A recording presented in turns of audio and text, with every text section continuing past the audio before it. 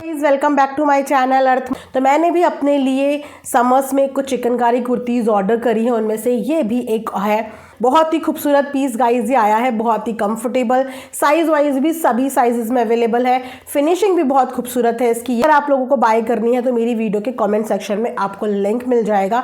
Must buy piece है। पहले थोड़े टाइम पहले ही, एक दो वीडियोज़ पहले ही पहनावा को लेके भी उनसे क्वेश्चन किया गया था कि आखिर आपने पहनावा से अभी तक कपड़े क्यों नहीं खरीदे। सेम क्वेश्चन निक्कू से भी किया गया था और निक्कू ने भी इस क्वेश्चन का जवाब दिया था कि हमारे पास कोलैबोरेशन आते हैं। लेकिन इस पूरी चीज़ को बहुत अच्छे से एक्सप्लेन किया था यहाँ पे कामनी जी ने, जो बहुत ही जस्टिफाई था और बहुत ही रॉ तरीके से, अनफिल्टर तरीके से आप लोगों के सामने रख दिया। वरना कभी भी क्रिएटर्स बताते नहीं हैं ये चीज़ें कि वो जो कपड़े पहन रहे हैं उन कपड़ों को पहनने के उन्हें प्रॉपर पैसे मिल रहे हैं, उन्हें फ्री में ये मिल रहा है। बहुत सारे क्रिएटर तो बड़े बड़े ब्रांड्स के कपड़े ये बोल के पहनते हैं और ये दिखाते हैं कि हमने ये खुद से खरीदे हैं, हमने ये खुद से परचेज़ किए हैं, अपना एक क्लास दिखाने के लिए करते हैं काफ़ी लोग ऐसे। एटलीस्ट वो बहुत ट्रांसपेरेंट रही ये दिखाने के लिए कि शादी में आप जो कपड़े देखते हैं, जो मैंने कैरी किए होते हैं, जो मैंने पहने होते हैं, वो मैंने खरीदे नहीं होते, वो मुझे मिले होते हैं और उन कपड़ों को पहनने के मुझे पैसे भी मिलते हैं और मुझे कपड़े भी मिलते हैं। बहुत क्लियरली उसने ये बात बोली और ये बात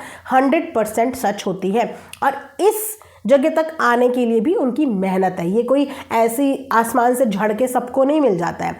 इस जगह तक जाने के लिए भी मेहनत लगती है कि आप जब ये मुकाम हासिल कर लेते हो कि आपके पहने हुए कपड़ों की कुछ कीमत हो जाती है। जो चीज़ आपने पहन ली वो एक ब्रांड बन जाता है, वो एक ट्रेंड बन जाता है, उसकी एक वैल्यू ऐड हो जाती है।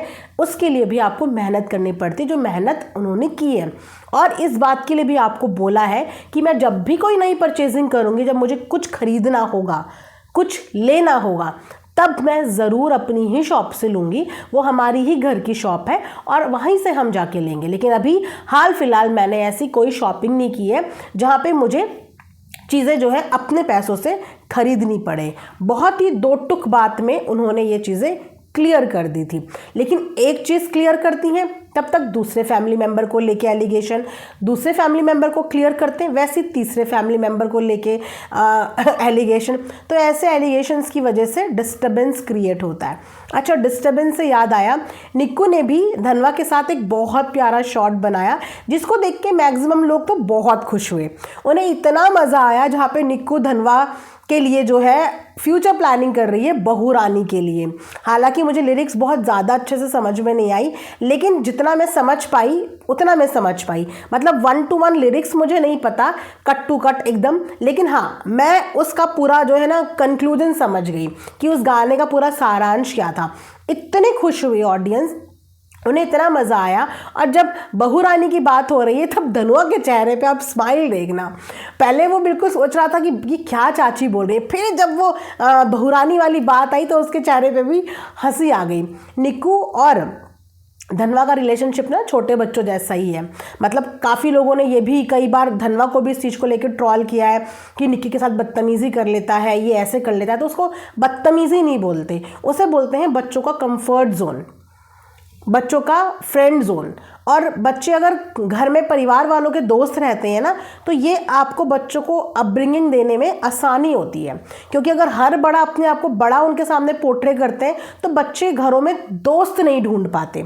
तो हर घर में एक ऐसा रिश्ता बच्चों का किसी के साथ होना चाहिए जिसके अंदर वो अपना दोस्त ढूंढ पाए, जिसके अंदर वो बच्चों जैसी हरकत करें और उनको बदले में वही बच्चों जैसी हरकत भी देखने को मिले। तो निक्कू और धनवा का रिलेशनशिप वही है। दोनों एक दूसरे के साथ मस्ती मजाक भी करते हैं, दोनों एक दूसरे को छेड़ते भी हैं और दोनों की बॉन्डिंग भी अच्छी लगती है। लेकिन उस बीच में भी धनवा को लेके भी काफ़ी नेगेटिव कमेंट्स आते हैं। एक टाइम था कि धनवी को लेके भी बहुत बुरे बुरे कमेंट्स आते थे, बट अभी काफ़ी टाइम से धनवी को लेके कोई बुरे कमेंट्स इतने हमने नोटिस नहीं करे। लेकिन धनवा को लेके बराबर मैंने बहुत बार ऐसा देखा है कि बहुत बुरे बुरे कमेंट्स भी लोग करने से बाज नहीं आते। उसी बीच में इतने प्यारे गाने के बीच में भी धनवा के लिए भी एक कमेंट आया हुआ था उस रील पे, जिसका जवाब निक्कू ने बहुत अच्छे से दिया था। और मुझे ये चीज़ बहुत अच्छी लगी कि शादी के कपड़ों को लेके जब धनवी के ऊपर बात आई तो वहाँ से कामनी ने धनवी के लिए स्टैंड लिया था और रील में इतनी प्यारी रील में जब धनवा के लिए कमेंट करा किसी ने बुरा, तो निक्की ने वहाँ से बढ़िया सा उसको जवाब दिया, जहाँ पे धनवा के बॉडी शेमिंग, दांतों के लिए उसकी बॉडी शेमिंग करी उन्होंने कि इसके दांत जो इसकी मम्मी की तरह ही हैं। जहाँ पे निक्की ने रिप्लाई किया कि तुम्हें इतनी प्यारी वीडियो में, इतने प्यारे से शॉट में सिर्फ यही चीज़ बोलने के लिए दिखी, तुमने यही नोटिस किया। लोग यहाँ पे उनकी बॉन्डिंग की बात कर रहे हैं, क्यूटनेस ओवरलोडेड चल रहा है उसकी बात कर रहे हैं, बच्चा शर्मा रहा है उसकी बात कर रहे हैं, सॉन्ग सिलेक्शन की बात कर रहे हैं, चाची और भतीजे की बात कर रहे हैं। लेकिन वहाँ पे भी एक इंसान है जो बाकी सब चीज़ों से परे ये देख रहा है कि इसके दांत इसकी मम्मी की तरह। मतलब क्या है उसकी मम्मी के दांतों में, ऐसा क्या है कि जो बार बार हर छोटी बड़ी चीज़ पे उनके दांतों को लेके मुद्दा बना देते हैं। मतलब आप लोगों में से कितने लोगों को उनके दांत ऑकवर्ड लगते हैं, उनके फेस पे वो बिल्कुल सूट करते हैं। उनकी लिप्स की शेप बहुत अच्छी है, ऐसी लिप्स की शेप पे ना लिपस्टिक बहुत अच्छी लगती है। तो मुझे नहीं पता कि कौन लोग हैं जिनके इतनी बारीक बारीक चीज़ों को लेके बच्चों के साथ कंपेयर करके, मतलब बच्चों को भी नहीं छोड़ते हैं, बच्चों को भी नहीं छोड़ते। अब चाहे उसकी मम्मी के दांत ऐसे हों, चाहे वैसे हों, चाहे कैसे भी हों, लेकिन आज आप लोग जाके उनकी वीडियो पे कमेंट करते हैं सिर्फ, और वो एक ऊंचाई हासिल कर चुकी है। ऐसे ही फेस के साथ, ऐसे ही दांत के साथ, ऐसे ही तरीके के साथ हज़ारों लोगों का, लाखों लोगों का प्यार हासिल कर चुकी है। आसान बात नहीं होती है, बोलना बहुत आसान होता है किसी को, लेकिन उस जगह पे पहुंचना उतना ही मुश्किल होता है। वो इस सूरत के साथ भी पहुंच गई, और कुछ लोग कितने भी खूबसूरत हों, कितने भी खूबसूरत, तब भी इस मुकाम तक नहीं पहुंच पाते। तो हर जगह पे खूबसूरती के साथ चीज़ों का मोल भाव तोल भाव नहीं होता।